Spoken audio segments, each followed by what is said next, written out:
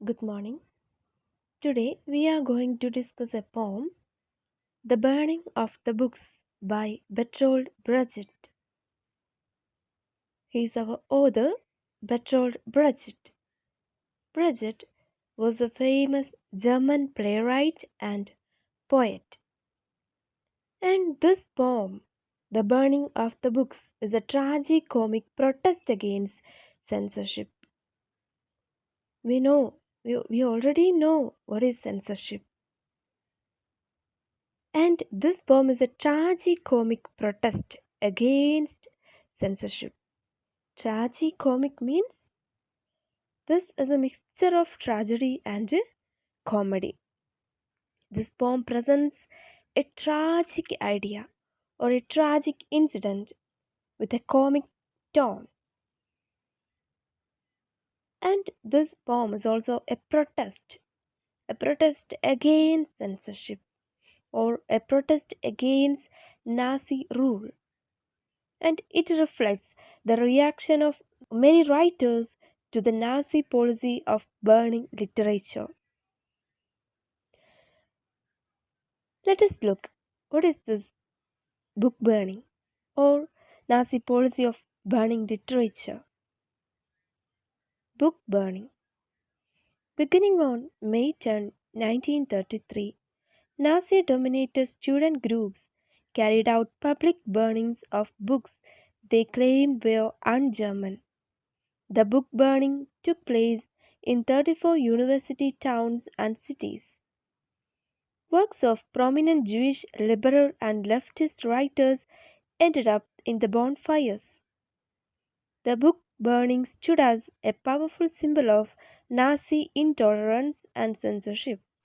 Among the authors whose books student leaders burned that night were well-known socialists such as Bertolt Brecht and August Bebel, the founder of the concept of communism, Karl Marx, critical bourgeois writers like Australian playwright Arthur Schnitzler, and corrupting foreign influences among the American author Ernest Hemingway. 1933 May 10-നാണ് ഈ book burning ceremony begin ചെയ്യുന്നത്. Nazi dominated student groups ആണ് ഈ book burning എന്നുള്ള ഈ ഒരു ദൗത്യം ഏറ്റെടുത്തത്. അൺ-ജർമ്മൻ ആണെന്ന് മുദ്ര കുത്തപ്പെട്ട അല്ലെങ്കിൽ നാസിസത്തിനെതിരായിട്ട് Nazi regime means government, Nazi ഗവൺമെൻറ്റിന് എതിരായിട്ട് എന്തെങ്കിലും ഉണ്ട് എന്ന് തോന്നുന്ന ബുക്കുകളൊക്കെ ബേൺ ചെയ്യാനായിട്ട് ഒരു ഓർഡർ ഇടുകയുണ്ടായി.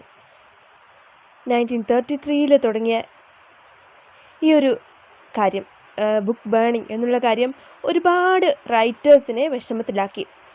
കാരണം ഒരുപാട് പ്രൊമിനൻ്റ് ആയിട്ടുള്ള ജൂയിഷ് അല്ലെങ്കിൽ ലിബറൽ ലെഫ്റ്റിസ്റ്റ് ഐഡിയാസൊക്കെ ഉള്ളവരുടെ റൈറ്റിങ്സൊക്കെ അഗ്നിക്കിരയാക്കുകയുണ്ടായി.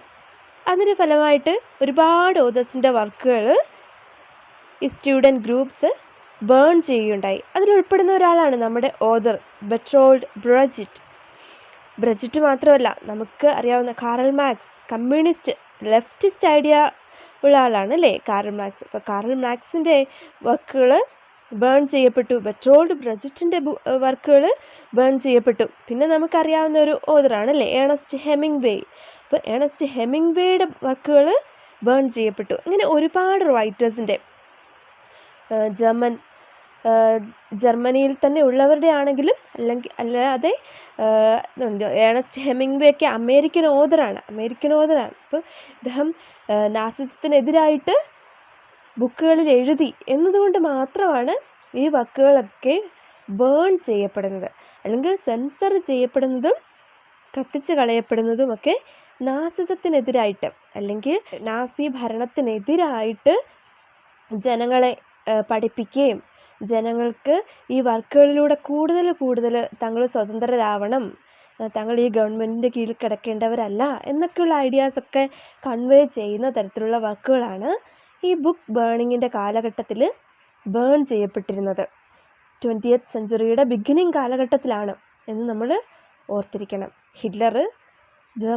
ഹിറ്റ്ലറിൻ്റെ നേതൃത്വത്തിലുള്ള നാസിസം അധികാരത്തിലേറിയതിന് ശേഷം 1933 അതായത് 20th സെഞ്ചുറിയുടെ ബിഗിനിങ്ങിൽ നടന്നൊരു സംഭവമാണ്. In Berlin, wie in anderen Universitätsstädten Deutschlands, wurden undeutsche und unsittliche Bücher von den Studenten eingesammelt und öffentlich verbrannt. Der Scheiterhaufen auf dem Opernplatz in Berlin.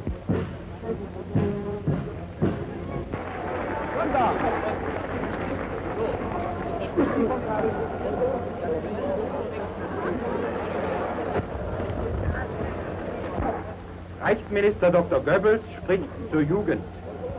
Meine Kommilitonen. അപ്പോൾ ഇതാണ് ഈ പോയത്തിൻ്റെ ഒരു ഹിസ്റ്റോറിക്കൽ ബാക്ക്ഗ്രൗണ്ട്. നമുക്ക് പോയത്തിലേക്ക് കടക്കാം. The burning of the books by Bertolt Brecht. This poem is written by Bertolt Brecht. He is a German playwright and a poet. And this poem was originally written in the German language, and this is a translation by Michael R. Bursch. Let us read the poem, The Burning of the Books. When the regime commanded the unlawful books to be burned, teams of dull oxen hauled huge cartloads to the bonfires. Then a banished writer, one of the best, scanning the list of excommunicated texts, became enraged. He had been excluded. He rushed to his desk, full of contemptuous wrath, to write fierce letters to the morons in power. "Burn me," he wrote with his blazing pen. "Haven't I always reported the truth? Now here you are treating me like a liar. Burn me." Here in this poem, the regime means government or authority. When the government commanded the unlawful books to be burned. Unlawful. When he says unlawful books, he means books that are powerful and true enough to be feared by the regime, or true enough to be feared by the government. ഇവിടെ unlawful books എന്ന് പറയുമ്പോൾ നിയമവിധേയമല്ലാത്ത ബുക്കുകളൊക്കെ burn ചെയ്യപ്പെടണം എന്ന് government ഒരു order ഇടുകയാണ്. ഗവൺമെൻറ്റിൻ്റെ order വരികയാണ്, unlawful books, നിയമവിധേയമല്ലാത്ത ബുക്കുകളൊക്കെ ബേൺ ചെയ്യപ്പെടണം. നിയമവിധേയമല്ലാത്തത് എന്നതുകൊണ്ട് ഉദ്ദേശിക്കുന്നത് ഗവൺമെൻറ്റിനെതിരായിട്ട് അല്ലെങ്കിൽ ഗവൺമെൻറ് ഭയപ്പെടുന്ന തരത്തിലുള്ള റൈറ്റിങ്സ് ഒക്കെ ബേൺ ചെയ്യപ്പെടണം എന്നതാണ് ഇവിടെ ഉദ്ദേശിച്ചിരിക്കുന്നത്. നാസിസം അങ്ങനെയായിരുന്നു. നാസിസത്തിന് റൈറ്റേഴ്സിനെ പേടിയായിരുന്നു. കാരണം റൈറ്റേഴ്സ് അവരുടെ റൈറ്റിങ്സിലൂടെ ജനങ്ങൾക്ക് ഓരോ ഇൻഫർമേഷൻസ് കൊടുക്കുകയാണ്. ജനങ്ങളെ ഗവൺമെൻറ്റിനെതിരായിട്ട് തിരിക്കാനൊക്കെ റൈറ്റേഴ്സിന് പറ്റും. അതുകൊണ്ട് തന്നെ നാസി ഗവൺമെൻറ്റിന്, ഹിറ്റ്ലറിന് റൈറ്റേഴ്സിനെ ഭയമായിരുന്നു. അതുകൊണ്ട് തന്നെ നല്ല വർക്കുകളൊക്കെ ബേൺ ചെയ്യപ്പെടുന്ന ഒരവസ്ഥയായിരുന്നു ഉണ്ടായിരുന്നത്. When the regime commanded the unlawful books to be burned, teams of dull oxen hauled the huge cartloads to the bonfires. Teams of dull oxen എന്നാണ് ഇവിടെ പറഞ്ഞിരിക്കുന്നത്. ഡൾ ഓക്സൺ എന്നതുകൊണ്ട് സൂചിപ്പിക്കുന്നത് നിർബന്ധിച്ച് തള്ളിയാണ് ഫയറിൻ്റെ അടുത്തേക്ക് ഈ ബുക്കുകളും കൊണ്ട് പോകുന്നത്. ഹിറ്റ്ലറിൻ്റെ ഓർഡർ അത്രമാത്രം ശക്തമായ ഓർഡറായിരുന്നു. അൺലോഫുൾ ബുക്സൊക്കെ തീയിലെറിയപ്പെടണം എന്നുള്ളത് അത്ര ശക്തമായിട്ടുള്ള ഓർഡറായിരുന്നു. ബെർട്ടോൾട്ട് ബ്രെച്റ്റ് അത്ര തീവ്രമായിട്ടുള്ള അവസ്ഥയാണ് ഇവിടെ പ്രസൻറ്റ് ചെയ്തിരിക്കുന്നത്. Unlawful books to be burned എന്ന് പറയുമ്പോഴത്തേക്കും teams of dull oxen hauled huge cartloads to the bonfires. ഒരു കൂട്ടം ബുക്കുകൾ തീയിലെറിയപ്പെടാനായിട്ട് കൊണ്ടുപോവുകയാണ്. Then a banished writer, one of the best, scanning the list of excommunicated texts, became enraged. He had been excluded. Then we can see a banished writer. A banished writer, we can assume that he is banished from the list. a banished writer, a renowned writer, one of the best renowned writer from the country, checks the list of banned books, and he's shocked when he can't see his books on the list. And he hastens to his desk angrily, and he's writing a letter to the rulers of his native country and challenges them to burn him. ഒരു writer, ഒരു renowned writer ആ excommunicated text, അതായത് burn ചെയ്യപ്പെടണമെന്ന് പറഞ്ഞിരിക്കുന്ന ബുക്കുകളുടെ list പരിശോധിച്ചപ്പം അദ്ദേഹത്തിൻ്റെ വർക്കുകളൊന്നും കാണുന്നില്ല. He became enraged. അദ്ദേഹം വളരെയധികം ദേഷ്യത്തിലായി. To his desk full of contemptuous wrath. Full of contemptuous wrath. Wrath means anger. He rushed to his desk with full of anger and is writing a letter to the morons in power. Morons means rulers. Burn me, he wrote with his blazing pen. Haven't I always reported the truth? Now here you are treating me like a liar. Burn me. Nazi government നന്നായിട്ട് എഴുതിയ വർക്കുകൾ, അതായത് ഗവൺമെൻറ്റിനെതിരായിട്ടും അല്ലെ ഗവൺമെൻറ്റിൻ്റെ പോളിസിയെ പറ്റിയും ഒക്കെ പറയുന്ന നന്നായിട്ട് എഴുതിയ വർക്കുകളൊക്കെ അവർക്കെതിരാണെന്ന് തോന്നിയത് കൊണ്ട് ബേൺ ചെയ്യപ്പെടാനായിട്ട് ഓർഡർ ഇട്ടു. ബട്ട് ഈ റിനോൺഡ് റൈറ്ററിൻ്റെ വർക്കുകൾ മാത്രം അതിൽ കണ്ടില്ല. അപ്പം അത് ചോദിക്കുകയാണ്, ഞാനെന്താ സത്യമല്ലേ റിപ്പോർട്ട് ചെയ്തത്? നിങ്ങളെ പറ്റിയുള്ള സത്യങ്ങളല്ലേ ഞാൻ റിപ്പോർട്ട് ചെയ്തത്? എൻ്റെ ബുക്ക് ബേൺ ചെയ്യപ്പെടുന്ന ആ ലിസ്റ്റിൽ ഉൾപ്പെടുത്താതിരിക്കുന്നതിലൂടെ നിങ്ങൾ എന്നെ ഒരു ലയറാക്കുകയാണോ, ഒരു കള്ളനാക്കി മാറ്റുകയാണോ, ഒരു നുണയനാക്കി മാറ്റുകയാണോ എന്ന് ചോദിച്ചുകൊണ്ട് അദ്ദേഹം റൂളേഴ്സിനൊരു കത്തെഴുതുകയാണ്. ബേൺ മീ, നിങ്ങൾ എന്നെ തന്നെ കത്തിക്കൂ. എൻ്റെ വർക്കുകൾ നിങ്ങൾക്ക് അൺലോഫുള്ളായിട്ട് തോന്നിയില്ല എന്നുണ്ടെങ്കിൽ നിങ്ങൾ എന്നെ തന്നെ ബേൺ ചെയ്യൂ. ഞാൻ നിങ്ങൾക്കെതിരാണ്, നാസിസത്തിന് എതിരാണ് എന്നുള്ള ഒരു ആങ്കർ, ഒരു ദേഷ്യമാണ് ഈ പോയത്തിലൂടെ പ്രസൻറ്റ് ചെയ്തിരിക്കുന്നത്. നമുക്ക് കാണാം ഈ പോയത്തിലെ സ്പീക്കർ എന്ന് പറഞ്ഞാൽ നമ്മുടെ ബെർട്ടോൾട്ട് ബ്രെച്റ്റ് ആവാം. But we can say that speaker is A witness of the poets reaction when he discovered that his books were not in the list.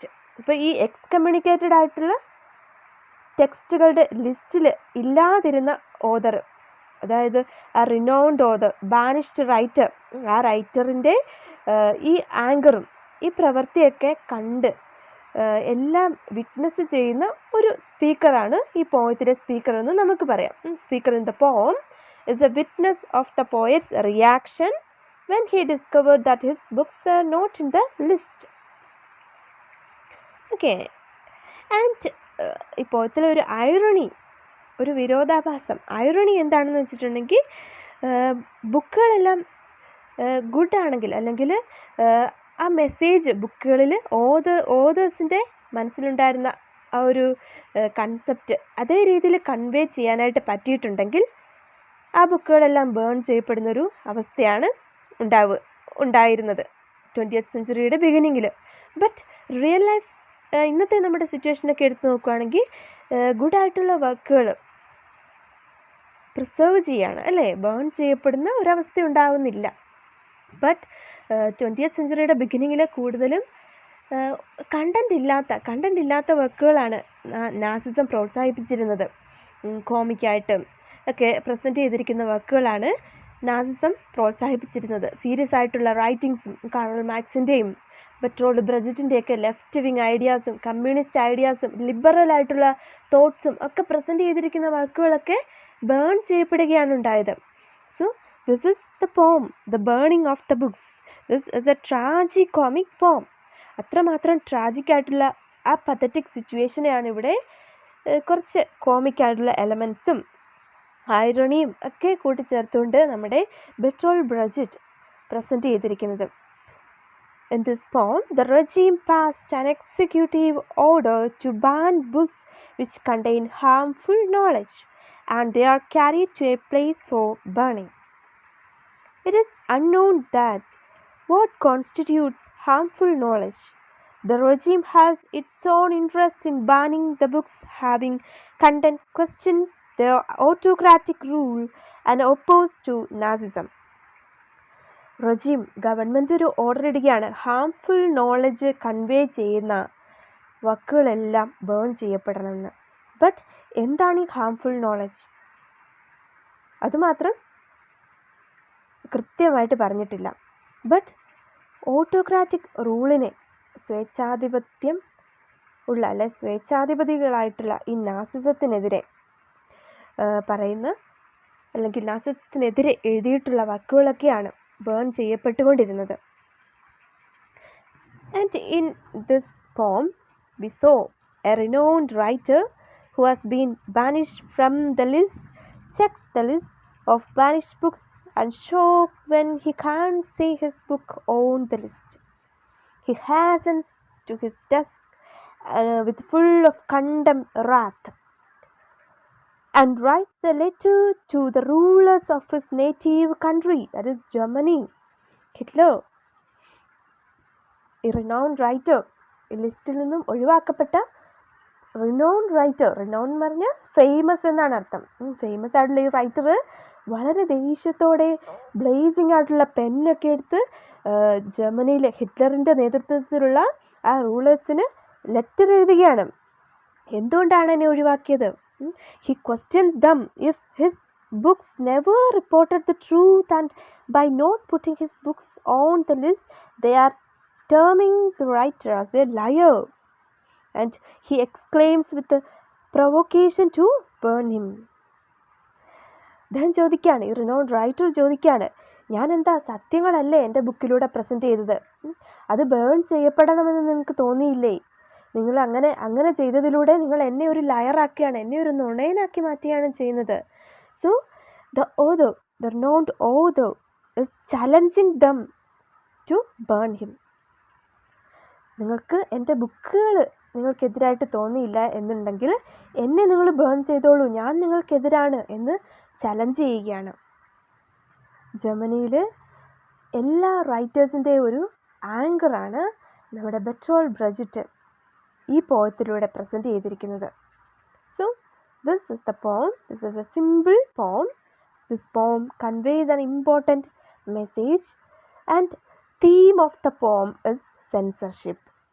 Censorship is the theme of the poem, and speaker in this poem is a witness of the poet's reaction when he discovered that his books were not in the list to be burned.